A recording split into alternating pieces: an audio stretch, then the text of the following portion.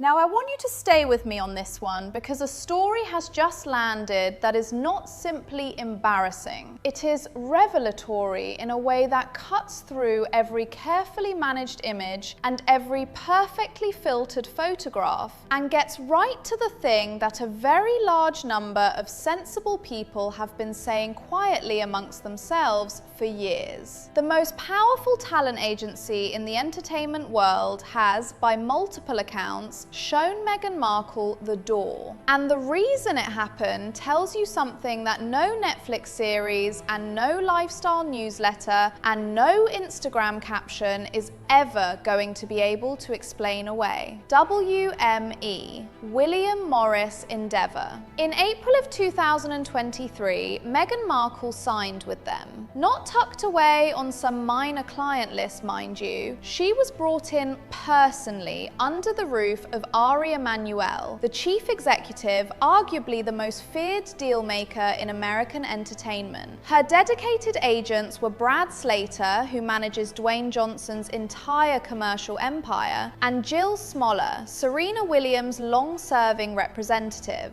That is what you call landing with both feet. That is the agency saying, plainly and publicly, that they believe this person is worth their most serious attention. It is worth pausing on what that signing actually represented, because context matters here. This was not a passive arrangement where an agent takes someone on speculatively and sees what develops. When Variety broke the story of the WME signing in April of 2023, the language used was rather extraordinary. Industry rivals, the piece noted, had been competing for years to land Meghan since she and Harry moved to California. WME had won that competition. The explicit stated purpose was not acting, it was producing, building a commercial enterprise, becoming, as sources close to the arrangement put it at the time, a power player, someone who runs the show. So this was WME saying, with the full weight of its institutional prestige, that it believed Meghan Markle had the professional substance and the temperament to sit at the most senior table in Hollywood and operate there as a peer. That is a significant vote of confidence to receive, and it requires a significant return on trust to honor. She was a client for less than 2 years before Emanuel himself was reportedly done with her. That is the phrase. Done with her. Confirmed by 2 separate sources speaking to Page 6 independently. The trigger, according to those sources, was a meeting in January of 2024, just after the Christmas break, in which Meghan arrived demanding presentations, strategic plans, the full deck. The meeting turned into a confrontation, and the man who had opened his door to her personally decided quietly and finally that he was closing it again. WME deny it. Their spokesperson put out a statement saying they continue to represent Meghan and Archewell, but a third source added a rather important qualification, which is that whatever WME is still doing, it is absolutely not working on Meghan's personal business. There is a very significant difference between an agency that is nominally on the books and an agency that is actively in your corner, fighting for you, picking up the phone for you, walking into rooms and saying her name with enthusiasm. And on that second, rather more meaningful definition, it appears the relationship has rather quietly expired. But here is where I want to stop talking about the agency and start talking about something that I think deserves a proper examination. Because this is not really a story about WME. WME is simply the latest chapter in a much longer and considerably more troubling pattern. And the pattern is this. Meghan Markle has an extraordinary and consistent track record of acquiring people's loyalty and support and then losing it in a manner that those people describe not merely as disappointing, but as genuinely difficult to survive. The Sussex Survivors Club. That is not a phrase I have made up. That is what former members of her household staff named named themselves after working under the Duchess of Sussex. Think about that name for a proper moment. Not the Sussex alumni, not former Sussex team, survivors. The implication being that whatever they went through in that employment required something to get through, something to recover from. Jason Nauf, who served as her press secretary, did not whisper this into a journalist's ear over a glass of something. He filed a formal human resources complaint in writing to Prince William's press secretary in 2018. In it, he stated that he was very concerned that the Duchess had been able to drive 2 personal assistants out of the household within a single year, and that the treatment of one of them had been, in his precise words, totally unacceptable. Knauf also wrote that the Duchess seemed intent on always having someone in her sights, and that she was seeking to undermine the confidence of a particular member of staff.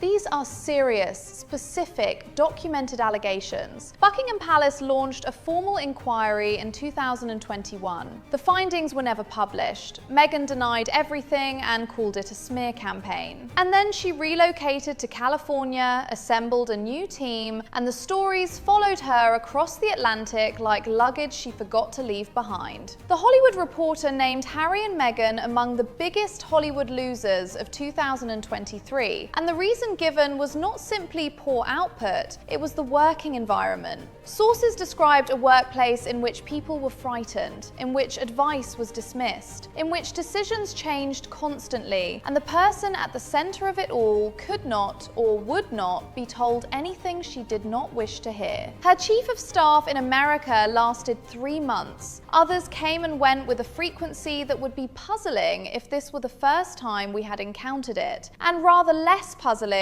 given that it is not. One insider put it with admirable directness: everyone is terrified of her. She belittles people, she does not take advice, and they change their minds so frequently that nobody can get any meaningful work done. That account has never been retracted. It has simply been denied by a spokesperson, which is a rather different thing. Now, there is a particular type of person who cycles through professional relationships at this rate and always locates the fault somewhere external. The agents were not strategic enough. The staff were not loyal enough. The press was not fair enough. The institution was too stifling. The industry was not ready. There is always a reason, and the reason is never the same person who appears in every single chapter. What Meghan has never publicly grappled with, and what I think these successive departures are quietly insisting upon, is the possibility that when the person who leaves every room with a grievance is always the same person, the common denominator is worth examining. Ari Emanuel is not easily frightened off. He is a man who built one of the most formidable commercial enterprises in global entertainment. He deals with some of the most demanding and complicated personalities in the business as a matter of daily routine. The fact that he personally championed Meghan's signing and then personally withdrew from any meaningful involvement in her representation within less than 2 years, and following a single meeting that sources describe as going badly wrong, is not something that happens by accident. A man with his experience and his appetite for difficult clients does not simply decide he has had enough on a whim. He assessed what was in front of him, weighed it against the considerable aggravation of continuing, and made a professional decision. That decision was no. What strikes me most sharply about this whole situation is the gap between the image Meghan has constructed for public consumption and the account that keeps emerging from the people who have actually worked alongside her. Publicly, she is the empowerment advocate, the voice for women, for authenticity, for creating safe and nurturing spaces. She sells this identity with enormous conviction across every platform available to her. And then the people who have sat in the same room as her, who have worked in her household, staffed her office, managed her accounts, filed formal complaints about her conduct, conduct and apparently walked away from her agency without regret, consistently describes something that looks rather different to warmth and nurture. That gap does not get smaller the more you look at it. It rather gets larger. I am not in the business of calling people names or reducing complicated human situations to simple verdicts. People are messy. Professional relationships break down. Demanding people exist. And not all of them are wrong to demand. But there is a threshold, and the threshold is reached when the pattern becomes undeniable, when the Kensington Palace staff are calling themselves survivors, when the Hollywood Reporter is citing working environment alongside creative output as reasons for professional decline, when the chief executive of WME, a man who has navigated some of the most combustible talent in the world, quietly steps back from your personal representation after a single difficult meeting and two sources independently confirm he is done.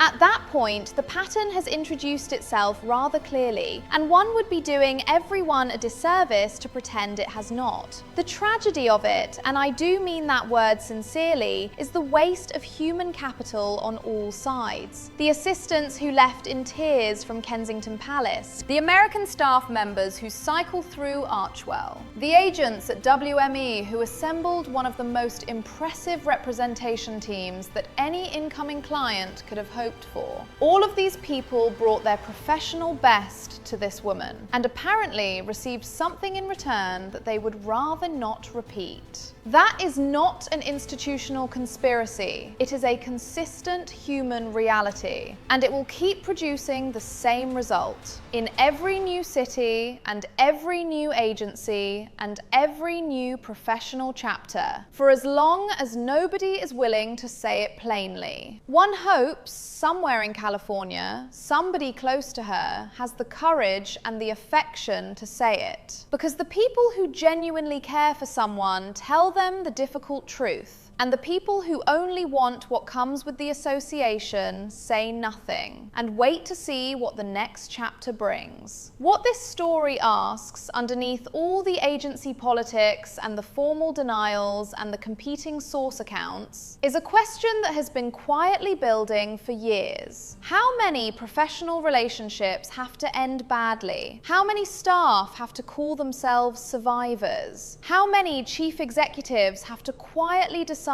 they are done before the conversation stops being about external forces and starts being about the person at the center of every single one of those endings? It is not a cruel question. It is rather the most honest one available. And the answer, whenever it comes, will matter considerably more than any new signing, any new platform, any new brand refresh, or any new chapter in the ongoing saga of a woman who has never yet found a room she could not eventually make too small to stay in.